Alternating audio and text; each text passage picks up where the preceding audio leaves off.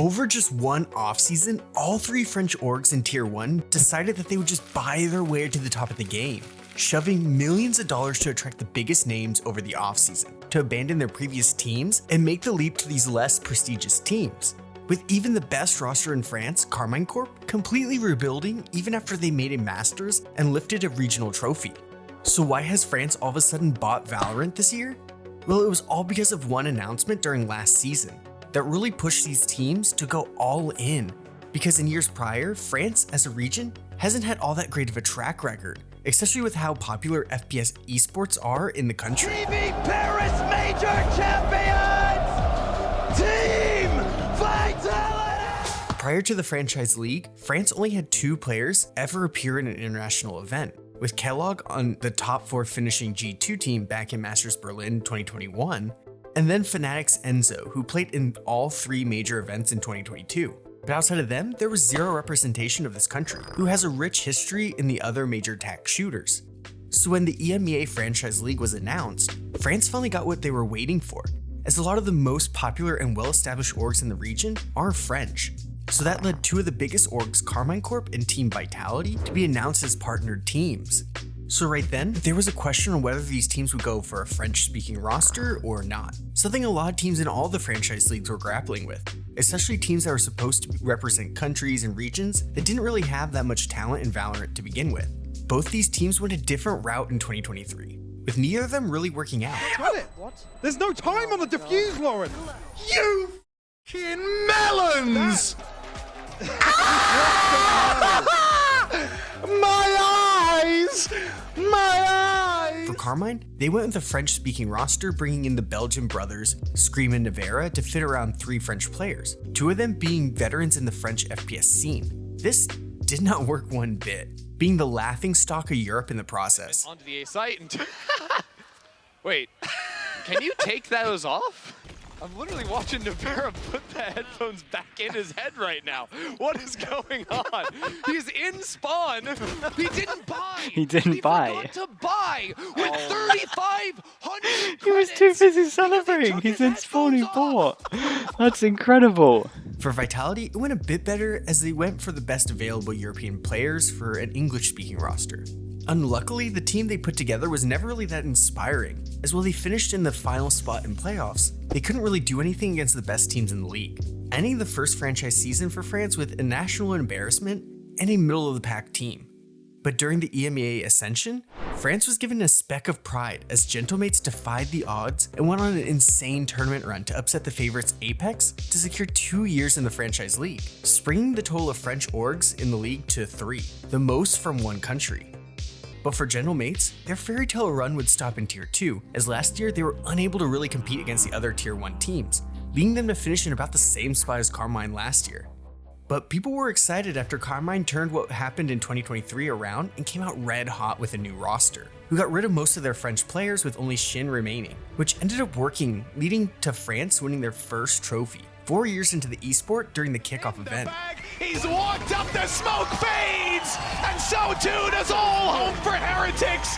Carmine Corp go all the way. An unbelievable achievement for Carmine Corp, and the trophy is theirs, rightfully so. While they would end up struggling as the season would go on, it did start bringing more French eyes to the game, even though it was still an English-speaking roster.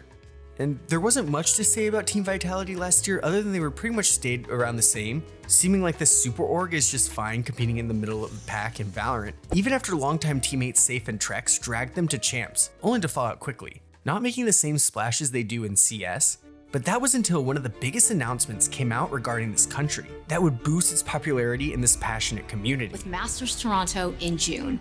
And last but not least, we're thrilled to share that we'll close out the season in the City of Lights with Champions Paris. This one announcement made all 3 French orgs change their entire strategy for the coming year. These French orgs wanted to ensure that they would get to compete in front of their home crowd, as anything less would be a real embarrassment. So that's when France decided to buy Valorant for the year. With only 4 spots open, these teams knew that they couldn't flinch at any expense, leading to them building some of the most stacked teams in Europe right now. So let's dive into each one of them and see if we think France has guaranteed themselves a shot for the trophy at Champions Paris. So we're starting with the Ascension team, who is fighting for a lot more than the other French orgs, as they're fighting just to stay alive in Tier 1.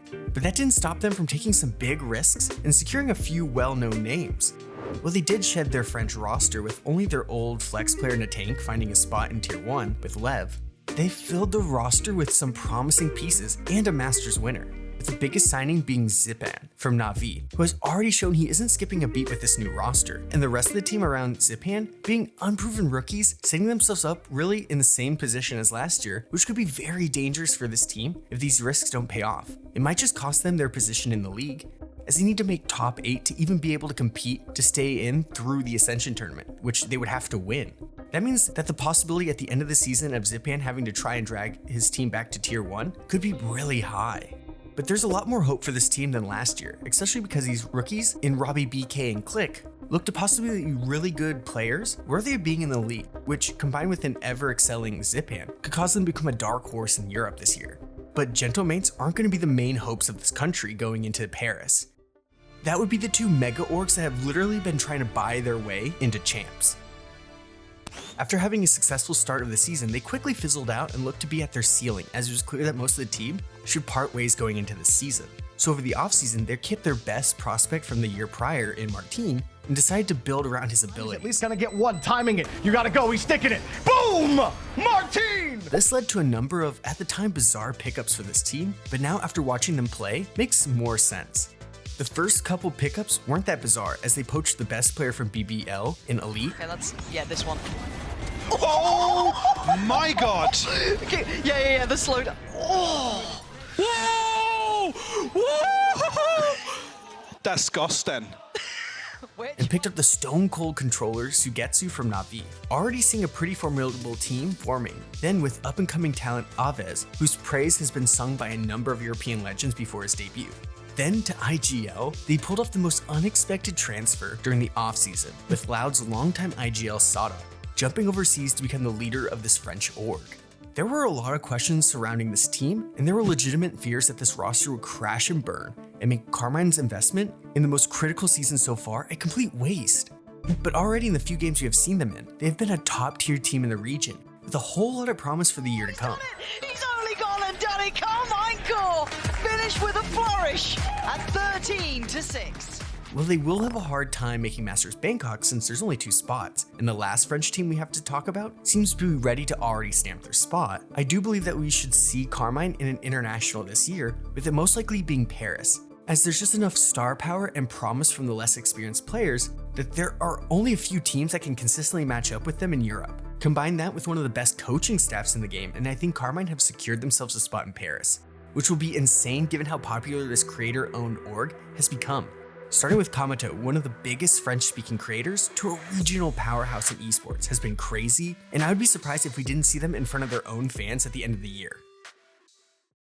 So this is the super team everyone has been talking about, and they pretty much changed the face of this roster completely. From being a middle-of-the-pack team with a promising core to a certified super team with 3 world-class players and 2 players with potential to be world beaters. Team Vitality gave their Valorant team the CS treatment and went for the best players they could get their hands on and hope they don't become busts, which they rarely ever do for Vitality.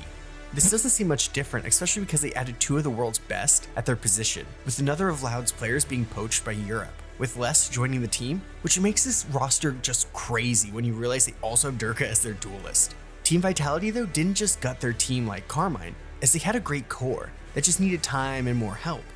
As Safe will now be in his 2nd year as an IGO without now having to worry about fragging out all the time. And Kix is no longer just a promising rookie, now having to step into his own with these star players around him. Lastly, the most underrated player on this team is Trex, who has always been overlooked since his time back in 2022 with Guild. He and Safe were able to bring Team Vitality pretty far last year, with less skilled teammates, and should do even better as Trex will be able to fit into whatever role is needed of him. While their first match this year was pretty close, it seemed it was more that Carmine was really good and not that Vitality were bad. Still, even with them not playing as perfect as people were hyping them up as, myself included, they still won and have a great chance at winning the entire kickoff. But sadly for Carmine Corp, they couldn't make it to the site. Vitality close out, Lin zone flawless in overtime. This team really was the reason why I made this video, as they truly represent buying Valorant. They're pretty much buying a ticket to Champs Paris, barring any terrible collapse. Something that my comment section seem to believe will happen, but I don't because I feel crazy questioning 3 of the best players in the EMEA league right now. So will all these massive moves and big budget deals actually allow France to compete for the Champs Trophy? Before the season started, I thought it would only be Team Vitality with any real shot, and pretty much guaranteed the country one representative, as there's no way a team with Safe, Durka, and Les would finish outside top 4. But now, after seeing Carmine with Sadok looking like a solid IGL with this roster, I also have a lot of faith in this team as well, as they could really be a contender in Paris. The only issue really lies with Gentle Mates, who honestly is just competing to not get relegated back to Tier 2, and I believe they have just enough pieces that they would make the regional league playoffs, but I see them as a middle-of-the-table team, which is much better than last year, but with how close the league is this year, I can't see them making a major event, which is sad since they're the only French org with a French player still. Zeph and I actually talked about this topic and many other big questions on our channel Exifrag, which used to be a podcast, but now is an almost daily way to get up-to-date analysis and takes about what is happening in the game all season long. So make sure you subscribe to that right after you subscribe to this channel right here.